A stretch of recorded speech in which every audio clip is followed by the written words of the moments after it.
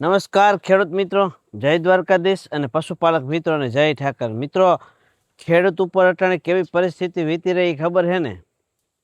ઉપર ઇન્દ્ર, નીચે નરેન્દ્ર અને વૈશ્વમાં આપણે હલવાઈ રહ્યા. જેમ સિસોડામાં હેડીનો હાથો પીસાતો હોય ને એવી રીતનો. પણ આપણે પીસાવાનું નથી. આપણે ખેડૂત છીએ, જગતના તાત છીએ. દુનિયાનું ભરણ પોષણ થતું હોય તો એ આપણી બેંકમાંથી થાય છે. એટલે ખેડૂત મિત્રો, હજી આ આંદોલન થયા એને તો થોડા દિવસો થયા છે, પણ કેટલોય ટાઈમ થયા કહું છું. ખેડૂત ચેતો, ખેડૂત જાગો. આંદોલન કરવાથી આંદોલન બીજી રીતે પણ થઈ શકે છે. જે તમને ખબર છે ને કે ભાઈ આપણે લડાઈ ઉપડે ત્યારે એકબીજા વિમાન ઉપર, એકબીજા પ્લેન ઉપર બીજું પ્લેન નાખે ને, બોમ્બ નાખે ને, મિસાઇલ નાખે ને, ગબા ગબી બોલાવતા હોય. એને વળી આપણે ગબા ગબી બોલાવવાની છે. કઈ રીતે?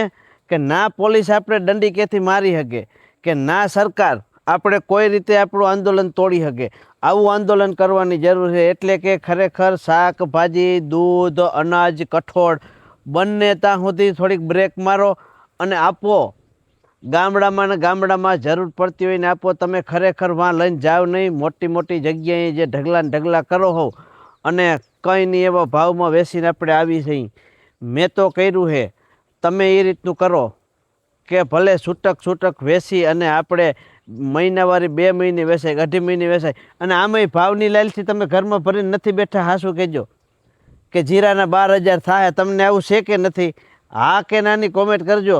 આપણે 12,000 રૂપિયાની આહાઈ ઘરમાં જીરું ભરીને રાખ્યું છે અને કેવો અત્યાચાર થયો તમને ખબર છે ને? અને મેન વાત ઉપર આપણે આવી જઈએ મિત્રો. સાંજનો સમય છે અને વિડીયો શૂટ કરી છે. આટલી બધી મજા આવે છે કે જ્યારે એક સમય હતો કે આપણે ખેડૂતના દીકરા એટલી બધી મજબૂરીમાં જીવતા કે જેમ સરકાર કેમ કરતા, પણ હજી એમાંથી પાછા ઉસાઈ જ નથી આવ્યા. હજી એમ જ કરવું પડે. તો આપણે ખરેખર થોડુંક કંઈક પણ વિચારી, આંદોલનમાં ભાગ લઈ અને આપણો હક માગી થઈ. આપણે એને કહીને એમ નથી કહેતા કે તમે અમે લાખો રૂપિયા, કરોડો રૂપિયા. આપણે આપણો હક માગવાનો છે અને હક માગવાનો વારો આવી ગયો છે. એટલા બધા ખેડૂત છે તો લગભગ મને ખબર છે કે દુનિયામાં જેટલી પબ્લિક છે ને એમાં જે સુખી પબ્લિક છે ને એથી કરતાં દુઃખી ખેડૂત જાજા છે. એટલે આપણે ખરેખર કંઈક કરવું પડે. અને હાલો, એ તો એની રીતે ચાલુ જ રહેવાનું છે. અને આપણે 2-3 દીથી આ વિડીયો આવતો નહોતો. એનું કારણ એક જ હતું. કાલે તમને જે પરમદીના વિડીયોમાં શોર્ટ વિડીયો મૂકી અને કીધું હતું કે ભાઈ એક કામ અર્થે બહાર જઈ. અમે અમારી કુળદેવી છે ને પગપાળા હાલીને ગયા હતા અને માનતા માની હતી. તો એ માનતા પૂરી કરી આવ્યા અને માનતા તો હતી, પૂરી થઈ ગઈ. અને વચ્ચે કારાવડ ગામ આવે ને જવામાં, અને કારાવડમાં આપણા સબસ્ક્રાઈબર હતા ને મેં એક બાપા ભીટકા મને કે મલદેભાઈ દવાના વિડીયો જોતો હું, ખાતરના જોતો હું, કે આ પાકમાં આમ કરવું પડે, એ બધું જોતો અને એમ જ કરતા હોય. કે વરસાદનો વિડીયો મૂક્યો હોય તો એમાં એને નોટિફિકેશન ઓન કરેલી નહીં હોય એટલે એને મારા વિડીયો છે ને વરસાદના મળ્યા નહોતા. પણ આપણે અખાત્રીને દી વિડીયો મૂક્યો તો એ તમને કહું, હજી જોજો કે માલદેભાઈ હું કીધું હતું અને અત્યારે કેવી વરસાદની પરિસ્થિતિ છે. હાલ જે પરિસ્થિતિ છે ને આજ પ્રમાણે કીધું હતું. અને એક વરસાદનો વિડીયો મૂક્યો હતો કે સૌરાષ્ટ્રમાં 2026નું ચોમાસું કેવું રહે, આમ કરીને થંભલી નથી અને ઉપર પાછળ વાદળા ઘનઘોર હતા, વીજળીના ઝાટકા.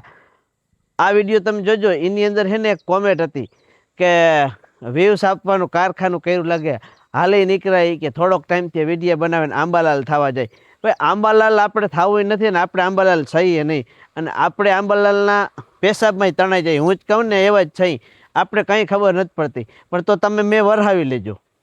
હું એ જોઉં હવે સૌરાષ્ટ્રની અંદર ચોમાસું થવાનું છે, નથી થવાનું એવું નથી. પણ અલનીના કારણે થોડુંક લેટ થઈ શકે.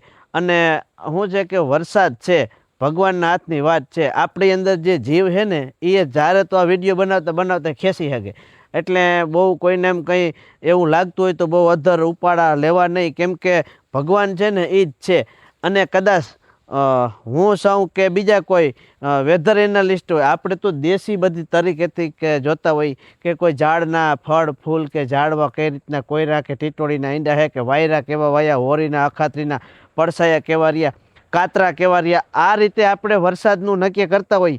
પણ જે વેધર એનાલિસ્ટ આજથી 6 મહિના પહેલાં આગાહીઓ કરે છે ને એની આગાહીમાં ભગવાન પાણી ફેરવી દેવો હોય ફેરવી દે. આનું નામ કહેવાય ભગવાન. એટલે અંધશ્રદ્ધામાં મરી ના જવું અને અંધશ્રદ્ધા ફેલાવવી એ નહીં. જે તમને ખાતરી થતી હોય ને આ થોડુંક સોશિયલ મીડિયાની અંદર શેર કરવું, જેથી આવતી પેઢીને ખબર પડે કે ભાઈ દેશી વિજ્ઞાનથી પણ આ રીતનું જોતા, પાણી જોતા, પછી ઘણી બધી વસ્તુ જોતા. તો આવી રીતના વિડીયોની અંદર આવી અને જે આપણામાં કંઈ ટેલેન્ટ હોય બતાવતો હોય તો એમાં મને ખબર છે કે આગળ તમે નીકળતા જાઓ ને એટલે પાણકો આવે જ પગમાં. એટલે વધારે પડતી એવી વાત નથી કરવી. અને છેલ્લે વિડીયોમાં એક વાત કરવાની છે કે જે આપણે મોટરો લઈએ હતા એ મોટર બધી પૂરી થઈ ગઈ છે. આજકાલમાં કોઈને જોતી હોય તો 2 થી 3 દિનની અંદર મારે આવવાની છે, પાછી મગાવેલી છે એ તો મળી જાય. અને જે આપણે ઓલો બત્તીવાળો વિડીયો મૂક્યો હતો, જે ટોર્ચ હેડા મારતી ને અહીંથી પાકિસ્તાન પૂગી જતી એવી, તો આનો સ્ટોક પણ આવવાની તૈયારીમાં છે. તો એ આપણે ભાણખોખરી જે દુકાન છે ત્યાં હાલમાં આવી ગયો છે. મારે ઘરે હાલમાં નથી પડી એ કંઈ, પણ કોઈને જોતી હોય તો ફોન કરજો 63 526 57 710. તમને મળી જાય વસ્તુ. અને જાહેરનું બિયારણ પણ આપણી પાસે ઉપલબ્ધ છે, ઘણું બધું જોઈને મળી જશે. આવજો. જય દ્વારકાધીશ ને હર હર હર મહાદેવ હર.